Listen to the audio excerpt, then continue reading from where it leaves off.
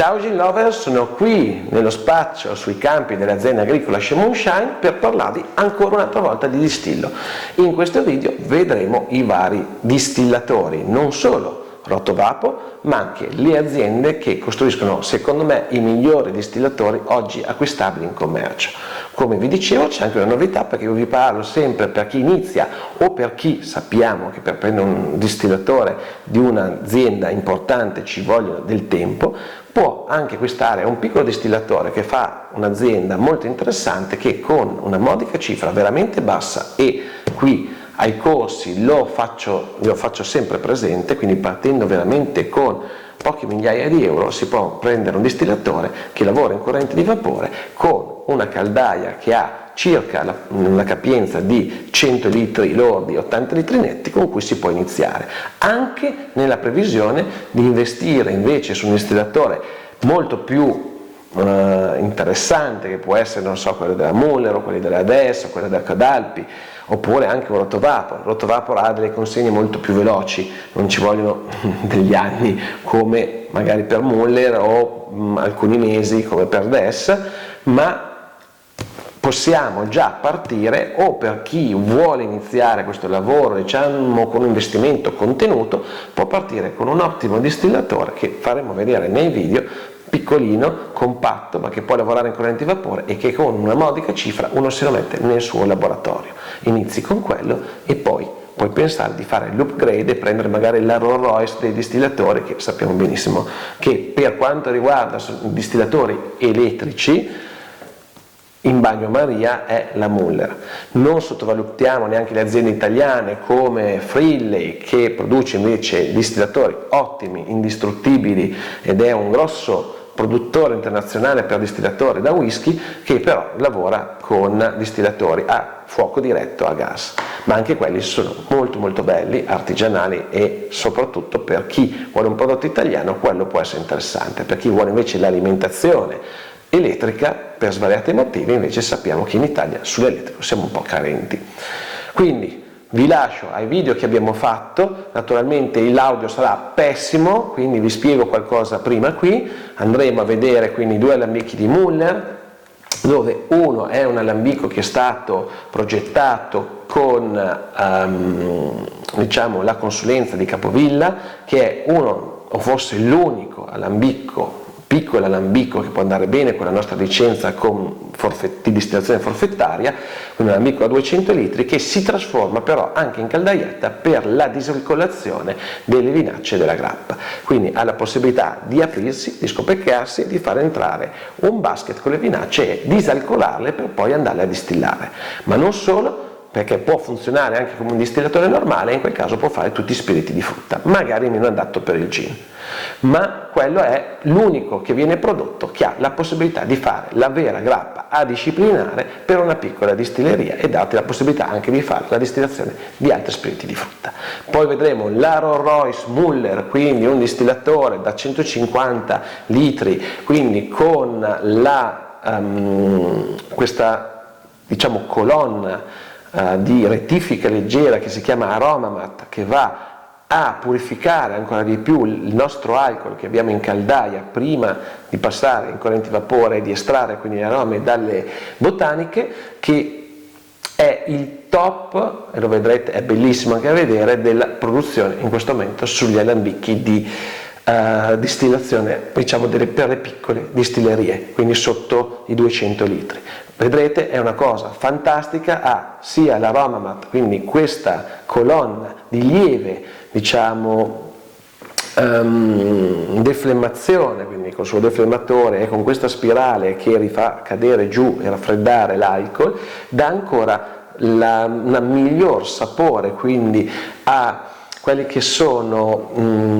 gli alcol che poi noi andiamo a utilizzare per produrre il nostro gin, e quindi l'alcol che esce sarà ancora più raffinato, più delicato e gli aromi delle erbe saranno rispettati ancora di più. È una cosa veramente leggera, minima, ma qui arriviamo a livelli quindi quasi maniacali nella distillazione del gin. Questo è il top del top. Non che gli altri alambichi, come sono l'Aroma Compact, non vadano bene, anzi noi produciamo alcuni nostri prodotti utilizzando il Muller Aroma Compact e vi dico che già quello è un prodotto con dei profumi incredibili. Questo probabilmente è qualcosa a livelli stellari, proprio con questo Aromamat, che è questa nuova invenzione, che non è nuovissima perché io l'ho già vista in altri alambichi del passato, diciamo si riprende il passato ma se lo porta nella modernità e hanno anche inserito un deflemmatore, riescono a alleggerire ancora di più quelli che sono gli aromi che ci sono negli alcol.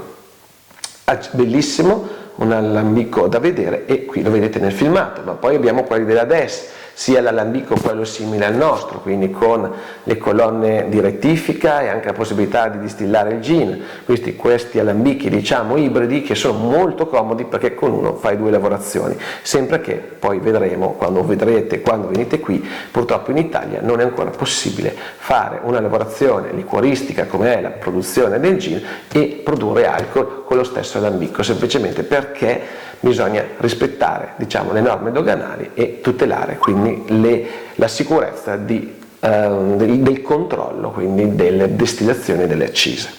Poi vedremo quel piccolo alambico di cui vi ho parlato, che è molto molto interessante. Andremo poi allo stand Buchi, dove vedremo un rotovapor di produzione da 25 litri ma che può lavorare in continuo, perché vediamo che oltre a l'ampolla diciamo di evaporazione ne ha due di raccolta e quindi si può bypassare uno l'altro, quindi caricare l'alambicco mentre distilla, il rotovapor mentre distilla e svuotare alternativamente le due sfere, diciamo i due becker di raccolta e quindi può lavorare in continuo, quindi anche se è un 25 litri virtualmente è un alambico che può distillare qualsiasi quantità di prodotto. Quindi vedremo queste tre aziende molto interessanti che dimostrano quindi che sul mercato c'è un bel fermento. Quindi un like a questo video, vi lascio i filmati, audio pessimo ma vi ho spiegato tutto io e ci vediamo al prossimo Gin Tonic. Ciao Gin Lover, siamo qui allo stand di Buchi con Mario e con un mostro sacro della distillazione sotto vuoto e a bassa temperatura. Questo è un rotovapor da produzione. Quanti litri ci tiene? Noi lo chiamiamo rotovapor industriale. Questa versione qui ha un pallone da 20 litri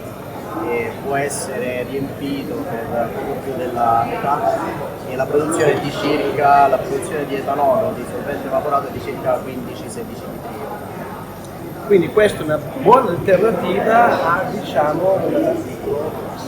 perché ha dimensioni quasi paragonabili, ma ha il plus di funzionare a una temperatura molto bassa perché riesce a far evaporare l'etanolo a 30-35 gradi, ma probabilmente può andare anche più sotto perché qui vediamo che siamo a 100 Col bagno siamo a 50 gradi. e qui a quanti millibar siamo? Siamo a 107 millibar. 107 millibar, quindi fate conto che noi con diciamo, pressione atmosferica abbiamo 900 millibar, quindi questa macchina estraendo con la pompa che sentiamo adesso che sta succhiando, estraendo quindi l'aria dal circuito, riesce ad abbassare quindi la pressione atmosferica e quindi a far evaporare l'alcol evapora prima, non a 78 gradi, ma in questo caso siamo a 35 con un bagno che è a 50 gradi. Non sottovalutiamo il risparmio energetico perché noi con un bagno con poca acqua a 50 gradi, potete portarlo anche a 100 con un amico normale, e il fatto che il movimento diciamo rotatorio fa sì che il riscaldamento sia omogenea sulla superficie e quindi anche se il tavanno è solamente produttente, invece su tutta la superficie è riscaldata in modo omogeneo e molto delicato. Questa macchina si può usare per vari impieghi, poi alla conferenza ne parleremo, però sicuramente è molto interessante anche perché è più duttile di un alambico classico perché ci puoi fare molte più cose. Quindi studiandoci bene si possono fare da addizioni di oli essenziali, da concentrazioni per creare il colore, fino anche a un gin, lavorando in un determinato modo che vi spiegherò. Siamo qui allo stand di Müller. Questo è uno dei pochi alambicchi, diciamo, per microdistilleria, che può anche lavorare le vinacce per produrre la grappa. Come sappiamo, le vinacce si parte da un prodotto solido, quindi non abbiamo più un liquido, e vediamo che negli alambicchi classici, quelli col portellone, non si possono inserire, perché è una lavorazione particolare che assomiglia molto a quella dell'estrazione degli oli essenziali dalle piante. Quindi si fa una prima lavorazione mettendo attraverso questo albero quindi il nostro cestino con le vinacce, e sotto verrà messo dell'acqua. Quest'acqua, facendolo evaporare, passerà all'interno delle vinacce disalcolando quella parte minima di alcol che c'è all'interno. Una volta che avremo il nostro contenuto quindi disalcolato, si richiuderà l'alambicco, si aggancerà il deflemmatore e si farà una seconda distillazione, in questo caso per estrarre l'alcol. Però questo alambicco, che è stato progettato insieme a Capovilla, è uno dei pochi, diciamo, piccoli distillatori che possono sia distillare, perché questo poi può lavorare anche su altri tipi di spiriti, quindi anche spiriti di frutta, facendo lavorare quindi attaccando al deflemmatore, ma che può fare anche la lavorazione della grappa. Quindi sappiate che un alambicco classico non potete farci la grappa, ma potete fare solo spiriti di frutta, potete fare un brandy, quindi partire dal vino e non dalle vinacce, mentre questo è l'unico che vi dà questa possibilità, grazie anche a quella che è stata la consulenza di Capovilla. Quindi se volete fare grappa venite da Müller, perché è l'unico che ha questo tipo di alambicchi su dimensioni, diciamo, piccole, quindi questo sarà circa un 200 litri. Quindi utilizzabile con quella che è la licenza di distillazione giornaliera o forfettaria, che ti permette di distillare anche a piccoli, diciamo, aziende agricole o micro distillerie, senza andare quindi in tutte le problematiche che crea il avere un magazzino fiscale e quindi lavorare, diciamo, ad accise solide. Siamo sempre allo stand della Müller e qui vediamo uno dei top alambicchi che vengono prodotti per il gin. Quindi vediamo, questo è un loro brevetto, si chiama Aromamat, che serve per andare a raffinare ancora meglio l'alcol che viene messo in caldaia. Quindi è in realtà un deflemmatore con una spirale che sale e quindi ha la funzione di fare una leggera, diciamo, pulizia, quindi un leggero alleggerimento, scusate la parola, dell'alcol che viene portato in evaporazione in caldaia. Poi da qui abbiamo il passaggio all'interno del basket, come vedete è separato rispetto all'aroma compact dalla caldaia, in questo caso esterno, e anche qui è sempre fatto tutto in rame. Vediamo poi la grossa sfera, diciamo, il grosso elmo, e ci serve anche questo come, diciamo, piccolo deflemmatore, non più quindi con il raffreddamento d'acqua, ma con il raffreddamento ad aria. Comunque questo è uno degli alambicchi che hanno creato, loro sono, diciamo, i big nella produzione di alambicchi di piccole dimensioni, parliamo di 100-150 litri, per la produzione di gin elettrici, perché la tecnologia elettrica, per quanto io sappia, è stata, diciamo, portata alla ribalta da loro. E questo è uno, diciamo, è la Rolls Royce degli alambicchi da gin che loro producono, dove abbiamo questo loro deflemmatore che, come abbiamo detto, serve per alleggerire quindi l'alcol, pulirlo, e poi abbiamo il basket separato. Quindi è il top della produzione del top brand, in questo caso come giro di parola, degli alambicchi per produzione. Siamo arrivati allo stand della DES e finalmente quest'anno mi hanno portato C1P8,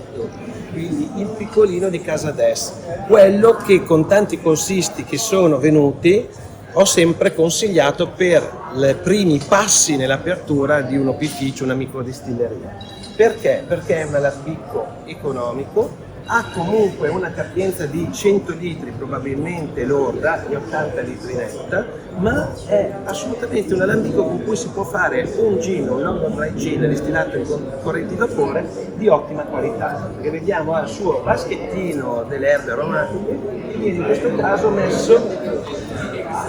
in alto sopra la colonna di distillazione. Naturalmente questa è una colonna che può essere anche corredata dai piatti di rettifica, che in questo caso diciamo che potrebbero anche non servire, magari uno, tanto per diciamo abbassare quello che è il calore del vapore che viene dalla caldaia, perché abbiamo il basket proprio sopra la caldaia, e è un alambico ottimo con il suo agitatore, ecco vi faccio vedere dentro com'è, con il riscaldamento a elettrico,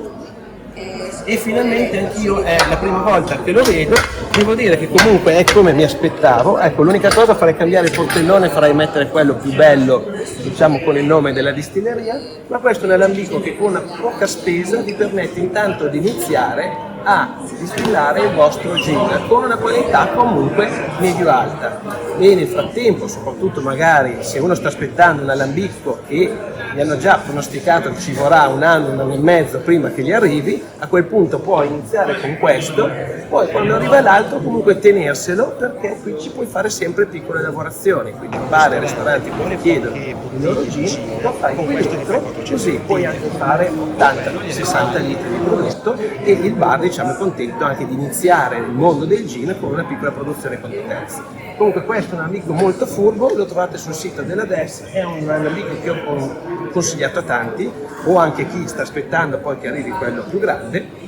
ma prendetelo in considerazione, perché con 5.000 euro vi portate un alambico a casa di 80 litri con cui fate già un ottimo London Dry Gin. Sempre allo stand della DES siamo con un alambico che conosciamo bene, perché è lo stesso alambico che noi abbiamo all'interno del nostro laboratorio sui campi di Chemunshine. Quindi questo è un alambico 200 litri, diversamente da quello piccolino che ha fuoco diretto, quindi diciamo che le resistenze sono sotto e scaldano direttamente la caldaia. Queste invece, le nostre resistenze, scaldano questa camera dove c'è l'acqua e poi vanno a scaldare la caldaia. È un alambico a bagno marino, 200 litri, vediamo che come il nostro ha, in questo caso ha 2 colonne di rettifica, quindi di ridistillazione, e per questo vi chiedo il perché. Se non sapete perché ve lo dico, perché in questo modo è molto più duttile, perché se volete distillare spiriti di frutta, e in qualche video ne abbiamo parlato con qualche corsista, uno spirito di frutta, la sua caratteristica è il profumo e il sapore della frutta. Quindi possiamo distillarlo con 3 piatti di rettifica, perché se lo distillassimo con 6 perderemo il sapore e diventerebbe neutro, e sarebbe un peccato. Mentre se andiamo a preparare della vodka, allora andremo a utilizzare tutte e 2 le colonne, perché nella vodka la caratteristica principale è che sia uno spirito neutro. Adesso sto sentendo che mi chiamano per la conferenza. Quindi abbiamo 2 colonne di rettifica, una la usiamo per fare spiriti di frutta, tutte e 2 insieme con i suoi piatti per fare uno spirito più delicato, che è come la vodka o altri spiriti in cui non vogliamo tenere il sapore del fermentato, comunque del prodotto con cui andiamo a crearlo. E poi abbiamo anche un basket delle erbe aromatiche con cui poi, escludendo le colonne, possiamo preparare il nostro gin in corrente di vapore. Attenzione che in Italia tutte e 2 non si possono ancora fare. Naturalmente la legislazione cambia, e come negli altri paesi dove con un unico alambico puoi fare sia spiriti sia lavorazioni liquoristiche come quelle del gin, quindi l'aromatizzazione di un alcol già acquistato, decisa solida con le erbe aromatiche, non si sa se la legislazione cambia, avere un alambico che può funzionare in entrambi i modi è comunque una cosa molto interessante, perché ti permette con uno di fare più lavorazioni. Quindi questo è il nostro DES, anche loro sono qui al distillo, ci vediamo perché fra poco alla conferenza. Ciao!